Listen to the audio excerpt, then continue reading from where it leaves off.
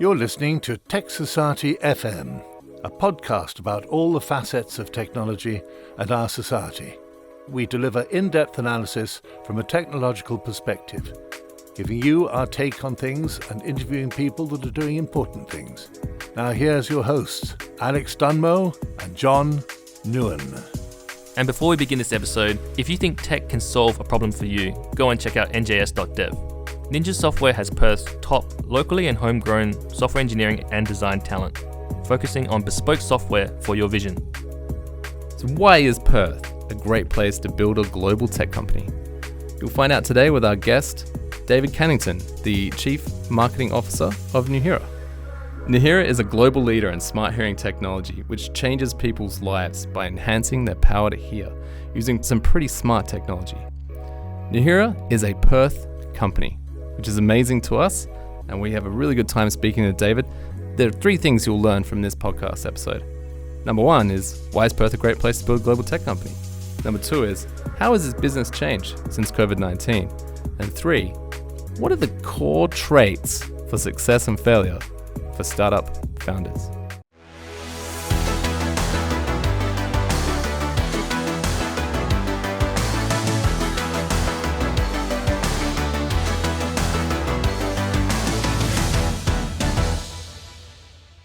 Okay, so hi, I'm David Cannington. I'm the co-founder, executive director, and chief marketing officer of Nuheara. A little bit about me. I'm Melbourne born. Lived there for my first 21 years, and then put it back on my back and went overseas.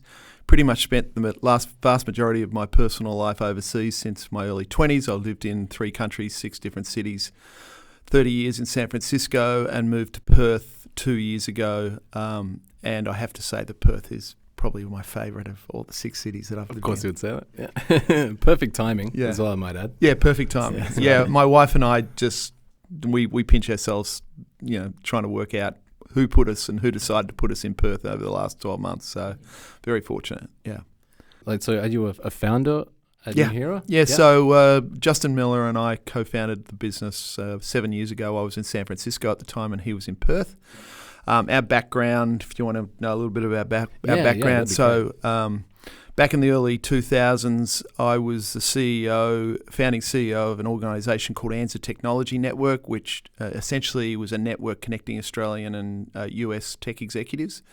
And I built it was pretty innovative back in those days. I built a program where I brought early stage Australian tech companies through a program of training and mentoring here in Australia, and then into the US with mentoring and a big conference actually in Silicon Valley just focused on Australian tech.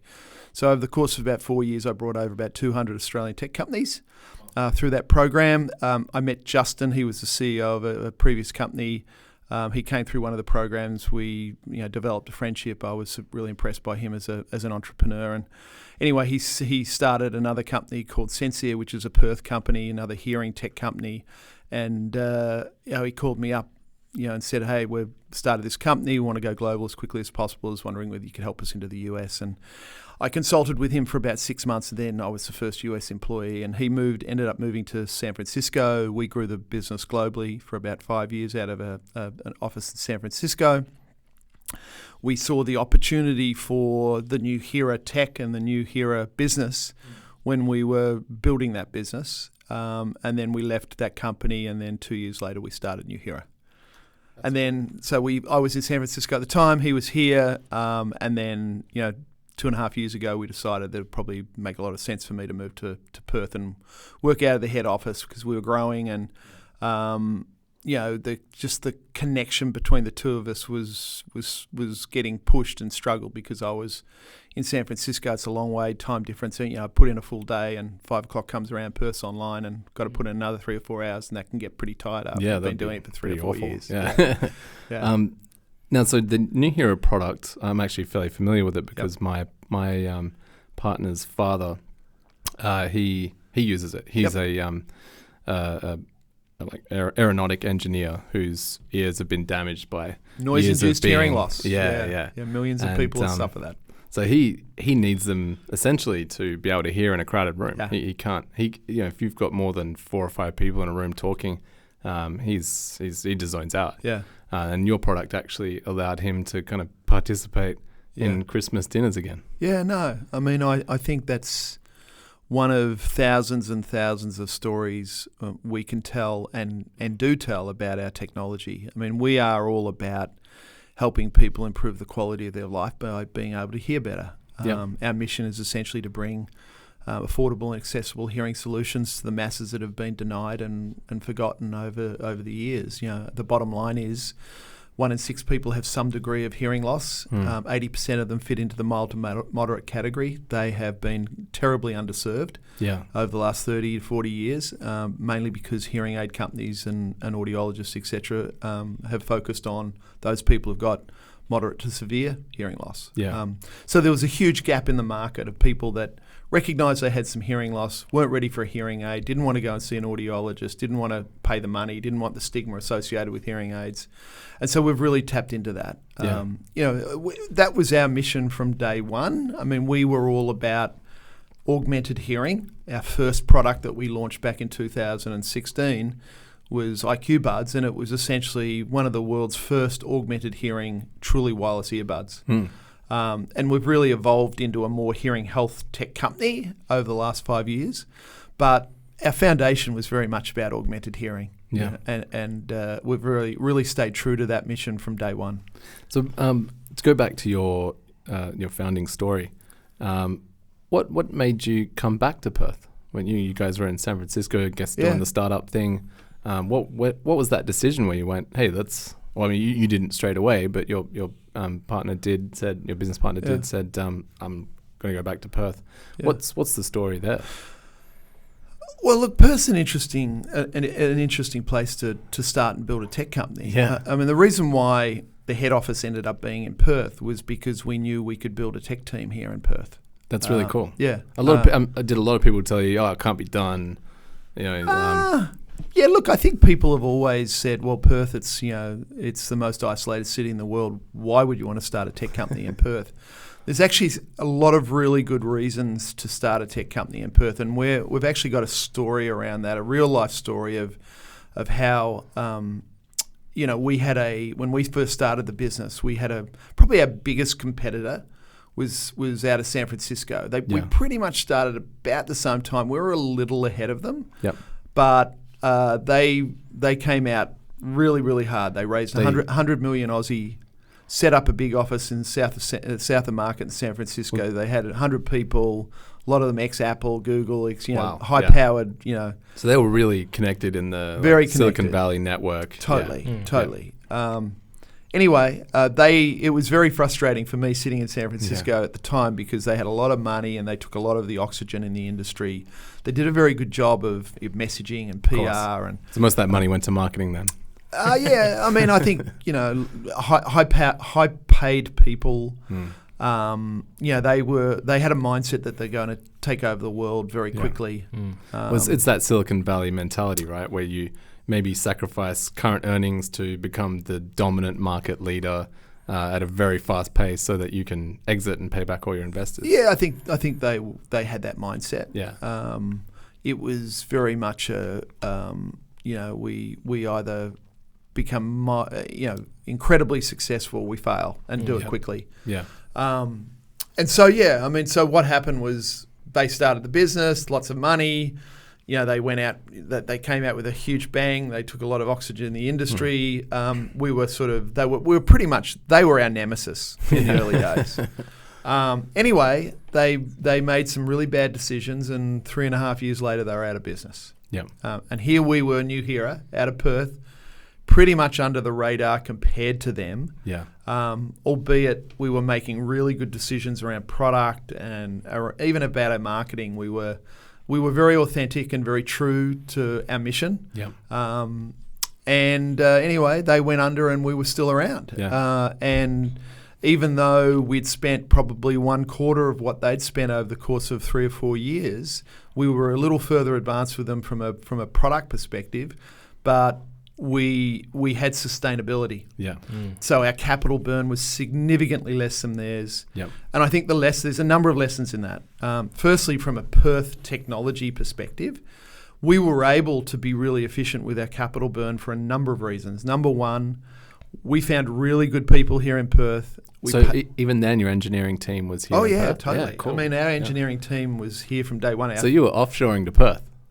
In a sense. In essence, in essence we were. I mean, our tech team was built around a guy called Alan Davis, who's our Chief Product Officer. He worked with us at the previous tech company. Incredibly talented guy, had a lot of experience in digital signal processing, PhD in digital signal processing. Wow. Really talented guy. And we knew we needed to build a tech team around him. Yep. And we've successfully done that. We've got about 25 engineers in our office now. 6 of them PhDs. They're all world class. They're fantastic team. We pay them really, really well by Perth standards. But getting back to the name of that company was Doppler and ourselves. That story was about, we hired really good people here. We paid them really well by Perth standards, but by Silicon Valley standards, way less. It's way less. We got tremendous loyalty out of them because we were a cool tech company doing some amazing things on the global stage. Every dollar we spent in research and development, we got 42 cents back from the Australian government, which was fantastic. And we're obviously invested a lot in research and development over the years. Yeah. Then there's an exchange rate benefit if you're selling overseas. So you add all of that together, we were actually able to be significantly more capital efficient with our money. And it's actually a really good story about why Perth is actually a great place to start a tech company. Because we had a direct comparison, hot, well-financed, take over the world in 2 years, Silicon Valley mentality from a company that was our direct competitor versus Nuheara, in for the long term, making good, solid decisions about product and how we went to market, not making too many major mistakes that cost the company, the business. And so over time, we've been able to, successfully grow the business really well by being really efficient. And I've sort of come up with a theory of you just need to hang around long enough to be successful in some instances, right? I mean, I think that's true for a lot of businesses. The old 10-year overnight success. Well, we're a 7-year overnight success. So we'll probably still be saying that in 3 years' time. I mean, I think you said, well, why Perth? They're the reasons why Perth made a lot of sense to us as a company. It was fortunate that I was in San Francisco, so I was able to be the sort of the front end of the business and build networks over there and build team over there from a sales and marketing perspective. But fundamentally, Perth was a very good decision to base the home office. Brilliant. Yeah. Do you find that kind of engineering culture we have here in Perth is kind of undervalued, but the engineering culture that's been established due to the mining industry and our fantastic universities? Yeah, look, I think we're well and truly off the radar. Yeah. Globally, even from Australia. I mean, you know what it's like on the East Coast, right? They sort of look down on Western Australia. I don't think they look down on it. They're just like, oh, you've got nice beaches, right? Yeah, that's what I've heard about Perth. Yeah, that's right. We have technology companies here, and they're like, oh, really? Yeah. Like, that's very true. I think that the US looks at Australia in the same way. Yeah. Although there's some really great success stories now coming out of Australia, like Atlassian and Canberra, and these sorts of companies that are really establishing themselves as world class and world leading tech companies. But the reality is, until you get some massive successes, you still you remain under the radar. Well, and the unfortunate thing is companies like Canva have left. Yeah.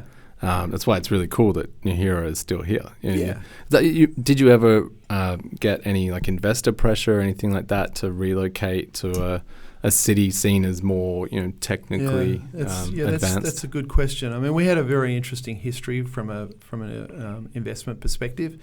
We did a backdoor listing back in 2016. Wow.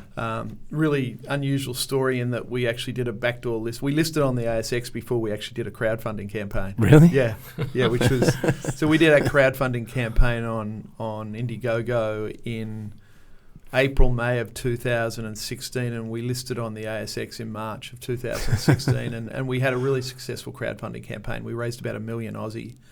And our share price went through the roof as a result of that. Nice.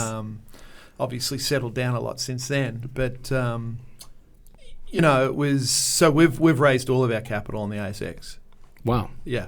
That's fairly unusual, isn't it? For a yeah, it's probably less unusual than it was 10, 20 years ago. Yeah. Certainly, if you look at the broad technology ecosystem, we are an unusual story.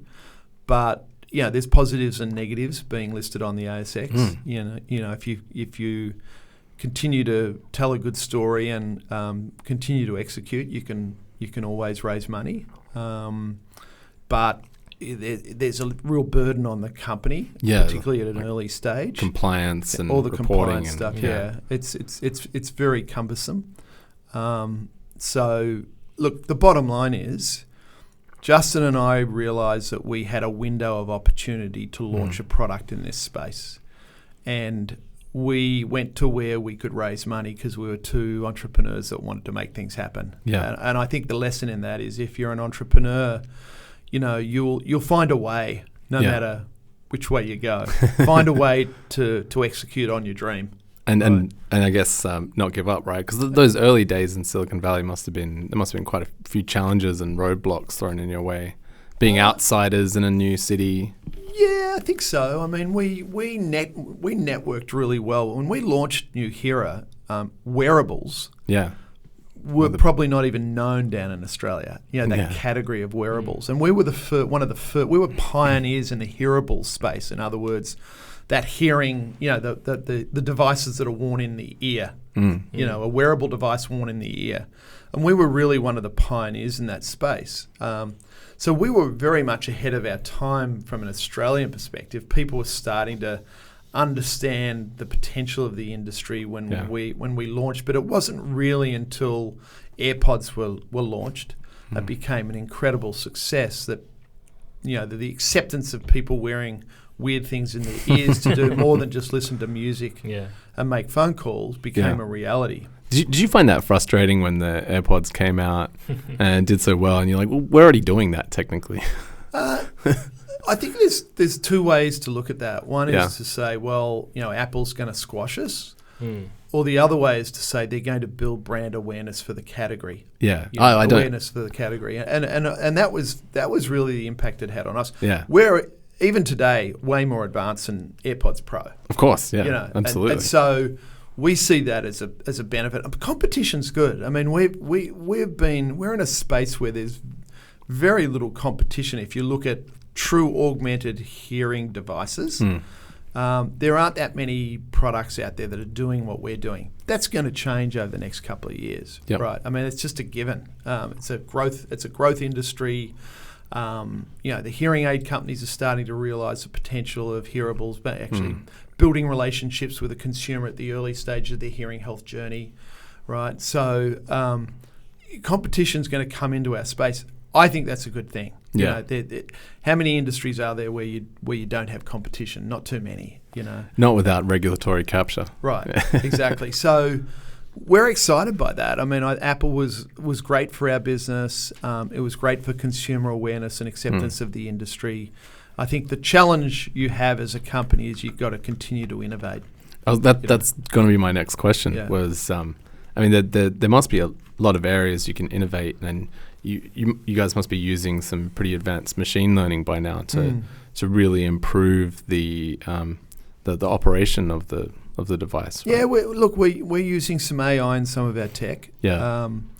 I think if you take a step back and look at the hearables category, there's a lot of all the big tech companies are into it. Google, Amazon, Apple, Microsoft.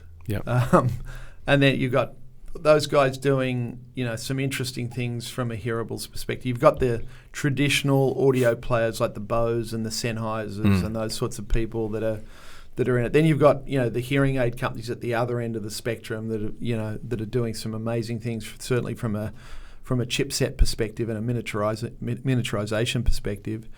But the reality is what we're doing is really hard. It reminds me of back in 2017, Alan Davis came over to San Francisco, and we were having pretty interesting discussions with Amazon at the time. And we sat down with some of their top five. There was 5 of them. They were sort of their engineers on their hearables business, Yeah, right? yeah.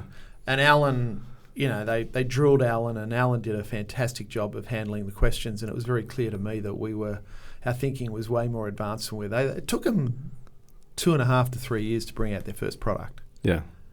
We went from first prototype at the beginning of 2016, which Alan almost built, single-handedly himself. In his garage kind of thing. Yeah. First prototype to product in market in 12 months. Wow. Yeah. That's impressive for was, any industry. Oh, it was mind-blowing. How did you even get even just the simple shell. The industrial design of the hardware. Yeah. It was an incredible performance, and I look back on the journey that we've been under. That was one of the great accomplishments, being able to bring a product to market so quickly from a working wearable prototype perspective. And we launched that first product. We launched it on Indiegogo, but we made it available at CES January 2017. And CES, which is the Consumer Electronics Show in Vegas at the beginning of the year, which is it's the biggest trade show in Vegas for the whole year, and 150,000 people come into town. And if you're in the tech space, that's where you launch. We've subsequently launched each one of our generations of products at CES and done it very successfully. So, our ability to innovate is critical to our success. We are way more nimble and way faster at innovating than any of our competitors, particularly the big guys. Yep. Right. We make quick decisions. The processes are a lot simpler and smoother. We've got years more experience than most at doing this sort of stuff. And focused. Incredibly focused on what we do. We're not easily distracted. Yep. Decisions are made quickly. We pivot and we're very nimble in the decisions we make around product. So that's really been a big advantage for Nuheara over the years. Now, having said that, it's not about the widget anymore as a company. We're really looking at wrapping our whole value proposition to the consumer, not just in a widget, but from accessories. We've got a range of accessories now that we sell that are complementary to our core product. We're looking at services as an element to move forward as well. So, at the end of the day, when you're talking about hearing health, there's a lot more aspects to delivering a hearing health solution than just giving them a product and hoping that it's going to work for them. Yeah, absolutely. On the topic of being nimble, did Nuheara have to suffer through any supply chain shocks over the past year? Oh, God. Well, even the Chipageddon this is pretty vague, right? For any listeners, this is being recorded in 2021. And in the past year, there has been a pandemic, but Chipageddon is another interesting one as well, where the supply of chips have dried up. I just want to know how Nuheara has had to pivot through these kind of events. Well, 2020 was a really, really challenging year for the company, both from a positive perspective and a negative perspective. Okay. COVID, I'll take the positive first. Yep. COVID actually represented some really big opportunities for us as a company. So we were a direct-to-consumer company. When COVID hit, no one was going into an audiology office. They were sitting at home trying to find solutions to their hearing issues online. Yeah. Okay, and we were one of them. So our business did very well through COVID, which was very fortuitous for us. We'd built a direct-to-consumer model where we could help people at the early stage of the hearing health journey find a solution online, take it home. They could do their own hearing assessment using clinically validated results. They could then calibrate the earbuds to their own personal hearing profile and then start customizing it, doing all the things you want to do with the hearing device. So, and they could do it all by themselves in the comfort of their home at 1/10 the price of a hearing aid. Yeah. So our business did very well during COVID, and we launched our third generation product, IQBuds 2 Max, at CES in January, with the expectation that we were going to start shipping in March. Yeah. And that leads into the negative side of 2020, which was supply. Yep.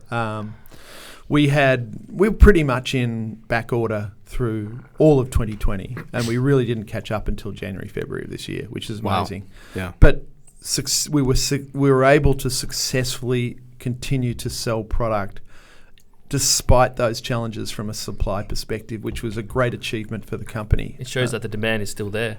Yeah, I think it was validation that we had the right value proposition for the consumer that we were selling to, that we had something to offer.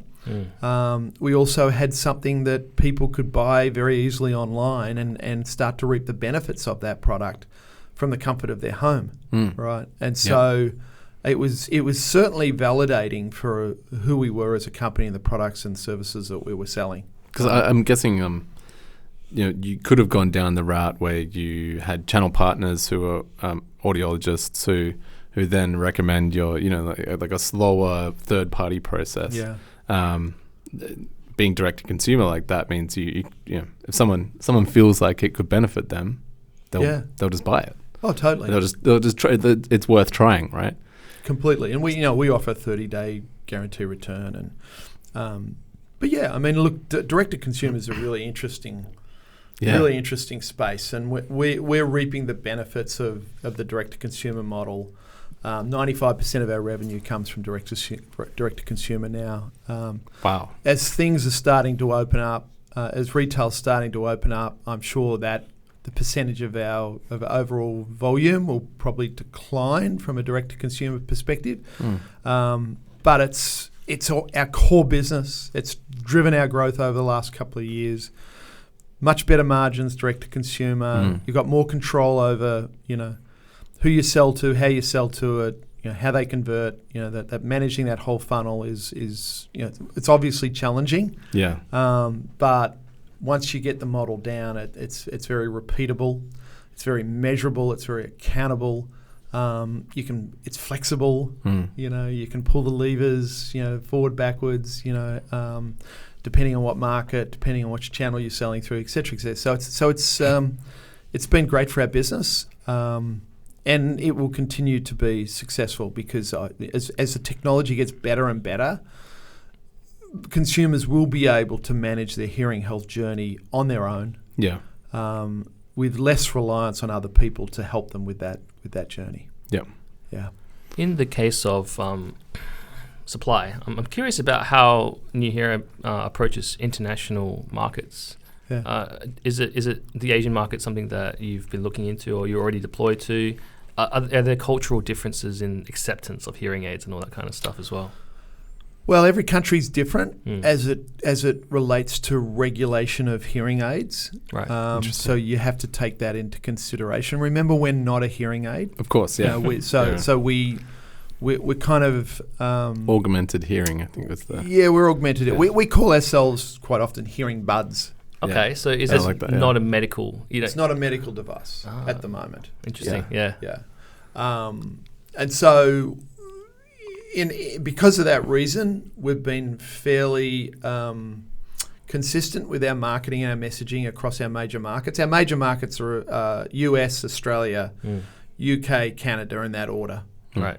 We do a little bit of business from a direct-to-consumer perspective in Asia. We're doing more business through the channel in Asia, mainly in Japan, than we are in any other market in the world.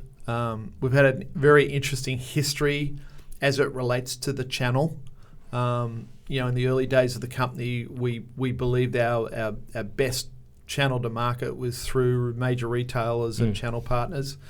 And we learnt the hard way that that was not really the best channel and the best way to get to the consumer. That we really believed we had to take control of that and really develop our own channel to our end consumers. We partnered with the likes of the Best Buys and Brookstones and leading consumer electronics stores in the US, to a certain degree in the UK, and no one's really quite worked out how to sell hearing devices through the likes of the JB Hi-Fis and those sorts of stores. Where would you put it? It's like in the headphones area. Well, that's right. People don't get it. Consumers don't walk into a consumer electronics store and say, "Hey, I'm here to buy a hearing device." Yeah. That's really They just interesting. they don't do that. You buy TVs and maybe headphones from there. Yeah, exactly. So there's that whole Like product market fit.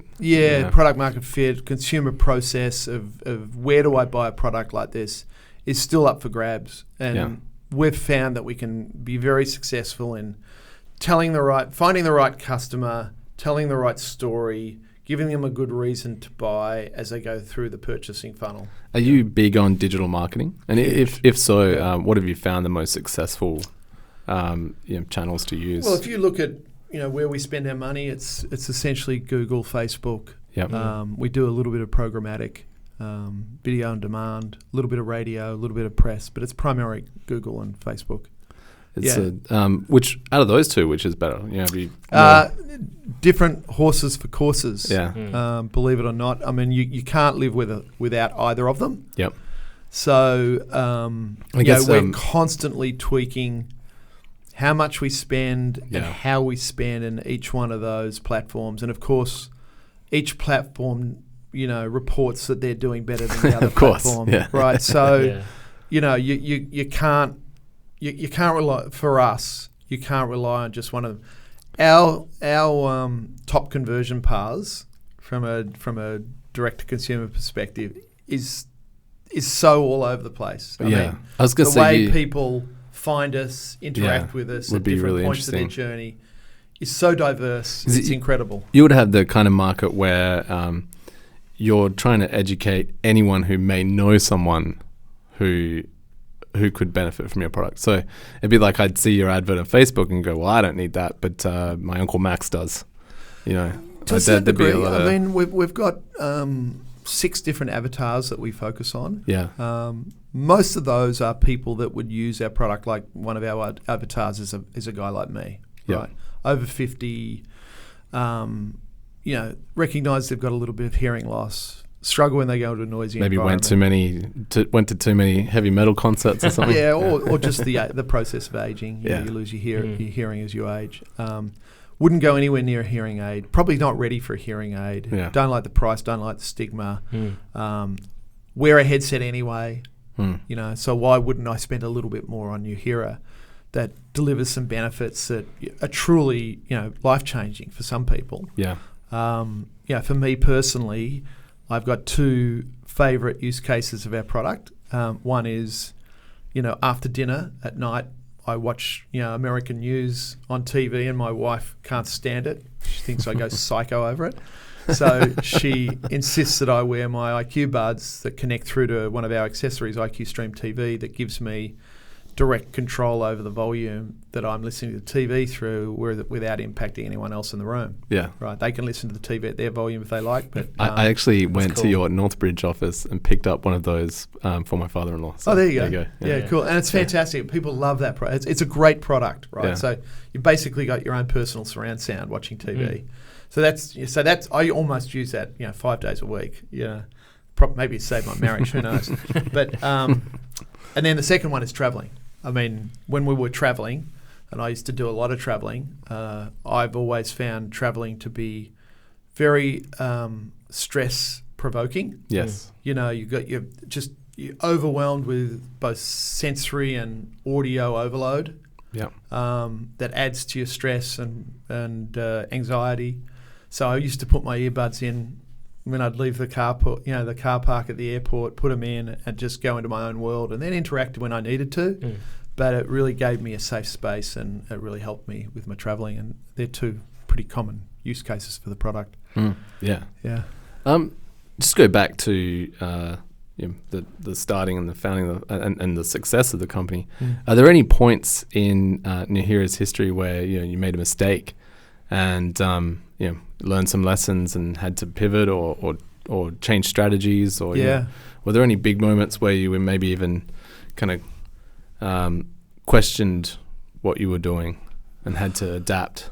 Yeah, I think, look, as entrepreneurs and starting a company, you've always got to question what you're doing. Yeah. I think overall we haven't made big mistakes. Yeah. We haven't made those sort of big mistakes that would put terrible stress and pressure on the business's survival. Yep. Right?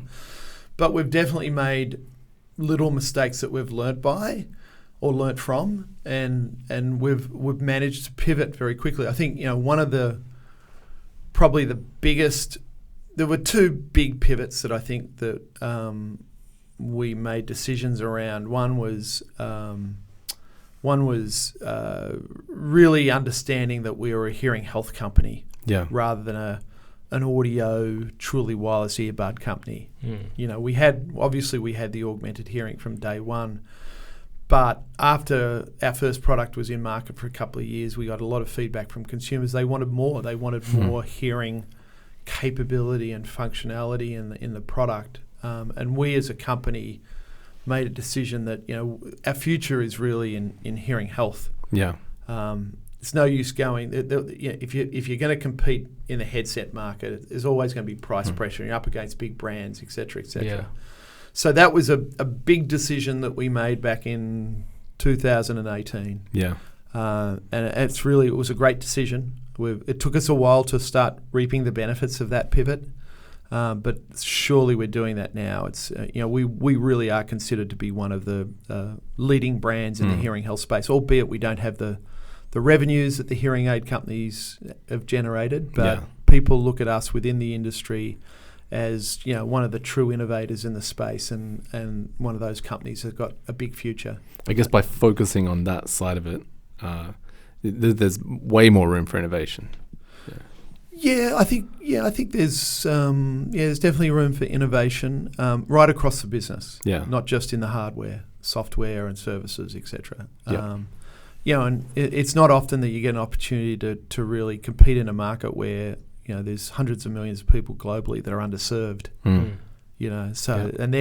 they are there for the taking. I mean, it's ours to lose because we've got the right product. We know who our customer is. We've got the right product. We've got the right technology. We've got the right team. We're doing a lot of things right. We just we just continue to scale the business, which is what we're doing. So that hearing health was the first pivot, and I think the next one that I put my finger on is really the decision to go hard with direct to consumer. Yeah, was that a difficult decision? Was there other business models that you were maybe initially more attracted to? Well, yeah. I mean, as I said earlier on, we always believed from day one that we were going to drive most of our revenue through the channel, through retail partners. Yeah. And we learnt the hard way through that. Yeah. So your question is, was it a difficult decision to make? It actually wasn't, because of the lack of success we were getting from our retail partners. Yeah. And I think that we were just ahead of our time. I have no doubt that the retailers will work out how to sell a hearing device the way we need them to.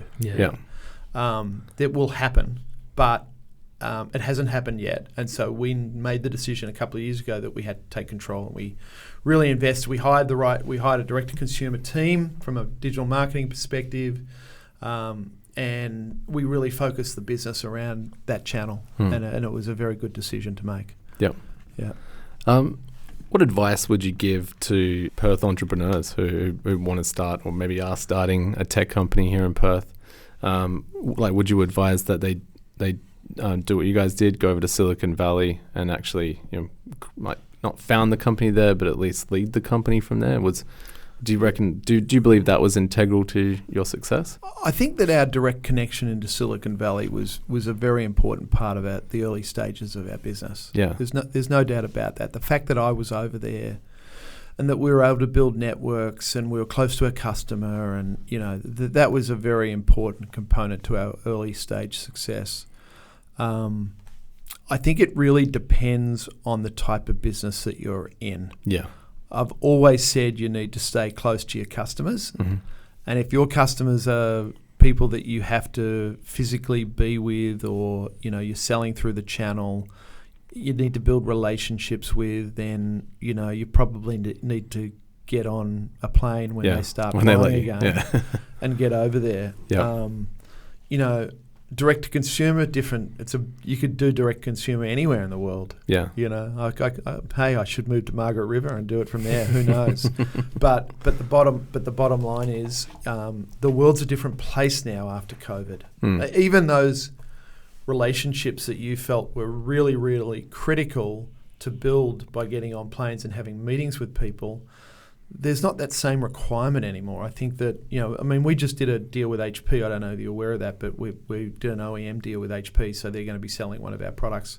Brilliant. With the HP brand on it. It was a multi-million-dollar development partnership.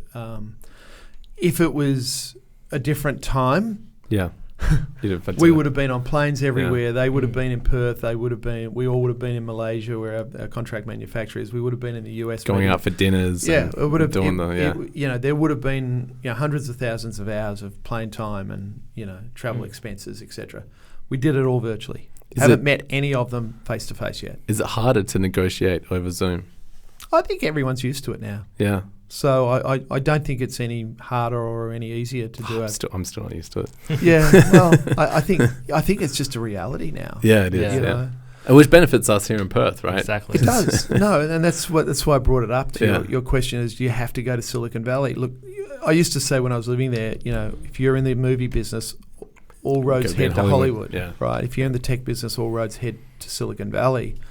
I'm not so sure whether that cliche is as true anymore. Yeah. But having connections into the Silicon Valley definitely help tech companies. Well, we have one final question. Yeah. We ask everyone. Yeah. It's a whimsical question. Yeah. I don't know how familiar or how much of a fan you are of wrestling or UFC. Yeah, I know of it. I don't watch it that often, though. So when the fighters come out, yeah, and the lights go down, the smoke machine starts, and the fighter's personal song starts playing, to introduce the fighter's character to the crowd. Yeah. What is your intro song? So let's say you're doing a keynote speech and the organizer asks you, what would you like us to play with the smoke machine when you come out on stage? That's a really good question. I'm gonna go back into my history as a young football player. I remember, and I played Aussie rules until I was about 25, and I remember some of the best football I played. I used to listen to one song as I was driving to the ground that got me in the right frame of mind. And it was Take the Long Way Home by Supertramp. That is cool. Yeah. Cool. And the reason why I liked it was that it just has this amazing sort of build up in the song, and it just got me going. Amped. It just got me really amped, and so I don't know whether that's appropriate. No, it's perfect. In 2021, I don't know that many people would know that song, but for me personally, well, no, it has to be a personal song. Yeah. And I think the classic rock is always the better choice. Yeah, exactly. So that's my personal song. Perfect. Yeah. That's awesome. All right. Good Thank question. you so much, David. Thanks. Thanks, David. Thanks, guys. Appreciate it. All right.